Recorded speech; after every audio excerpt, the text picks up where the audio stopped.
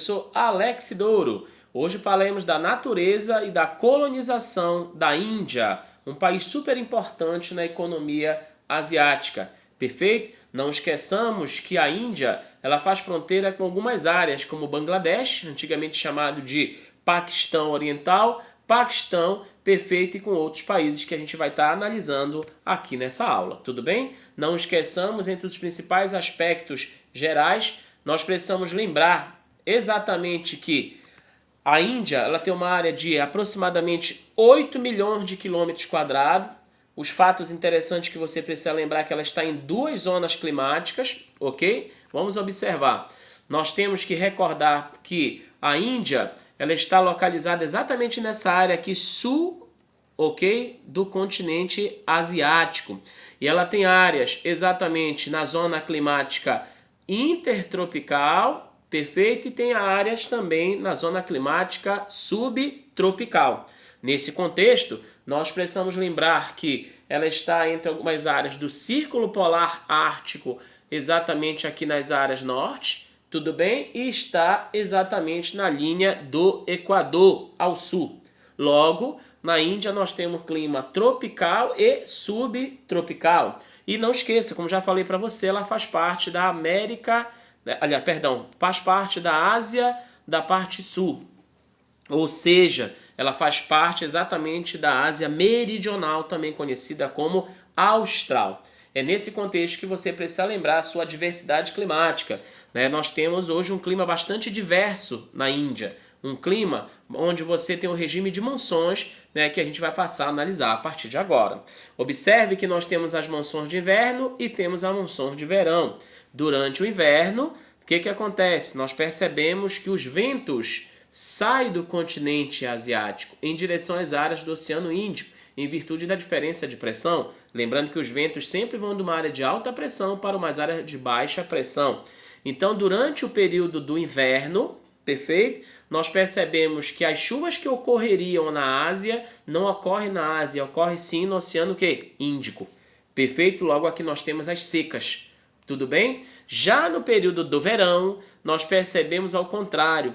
Os ventos se direcionam das áreas do Índico para as áreas da Ásia. Então, os ventos que aconteceriam nas áreas do Índico acontecem justamente na Ásia. É por isso que o regime de monções, né, ele acaba influenciando na questão agrícola. Haja vista que o inverno seria o mais correto para plantar nas áreas asiáticas, mas é um período da seca. Logo, eles não plantam durante o inverno, e sim plantam durante o processo do verão, haja visto que as chuvas estão vindo das áreas do Oceano Índico.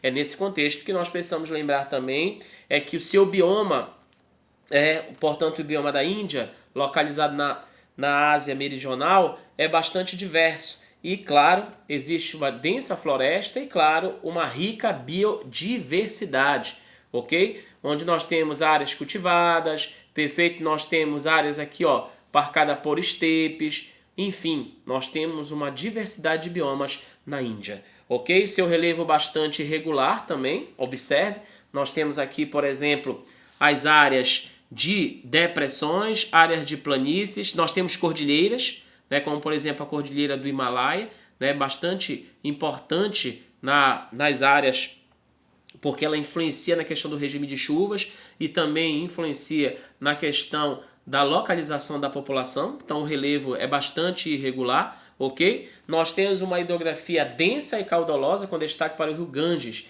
né, um rio muito importante, né, para a cultura indiana. Tudo bem?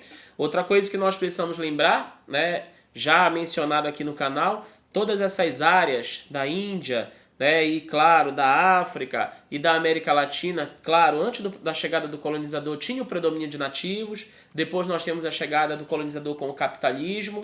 Claro, nós precisamos lembrar que o que vai contribuir para o processo de ocupação indiana é justamente a existência do imperialismo. O imperialismo ele vai existir, claro, com o objetivo de buscar novos territórios. Haja vista que no século XVIII e XIX estava surgindo a primeira e, consequentemente, a segunda Revolução Industrial. Não esqueçamos que essas expedições marítimas contribuíram para isso também, ok? E, claro, nós vamos ter as revoluções industriais contribuindo para esse processo de ocupação. Por quê? Porque diante da transformação da manufatura para a maquinofatura, ou seja, Diante do surgimento das indústrias, ocorreu a necessidade de mais territórios. Logo, houve imperialismo, contribuindo para a ocupação de inúmeros territórios no continente africano e no continente asiático. Neste caso, a ocupação da Índia. Tudo bem? E claro, as heranças, infelizmente, que ficam sempre são aquelas heranças negativas, como desigualdades, ok? Houve um processo de miscigenação racial e, claro, a existência da fome, doenças e a questão dos conflitos. Nesse contexto, nós precisamos lembrar também sobre a descolonização da Índia. Vamos lá. Não esqueça, a colonização indiana ela aconteceu diante da Segunda Revolução Industrial. E essa colonização ela foi baseada no sistema de plantation e na implantação de fronteiras artificiais, ou seja, povos, nações, culturas diferentes foram obrigadas a conviver sob o mesmo território. Isso mais tarde, claro, vai gerar inúmeras instabilidades marcadas por um processo de conflitos. Perfeito? Já nesse processo de colonização, claro, nós temos a descolonização. Aqui no caso, né, faltou o des, né, mas aqui é descolonização. Não esqueçamos, nós vamos ter a fome, as epidemias, as rebeliões. Isso vai provocar mais tarde, em 1985, a fundação de um partido, o Partido do Congresso Nacional Indiano, onde Mahatma Gandhi passou a lutar pelos direitos indianos através de uma resistência pacífica. Ele não era favorável à guerra, não era favorável à briga com o colonizador. Ele dizia que a população deveria ter uma reflexão, né, lenta, perfeito, mas constante, baseada na resistência pacífica. E diante dessa resistência pacífica, perfeito, nós vamos ter a independência indiana apenas em 5 de agosto de 1947. Assim, a Índia passou a ser dividida entre 2 estados soberanos, o Paquistão Ocidental, perfeito, e o Paquistão Oriental, e a Índia.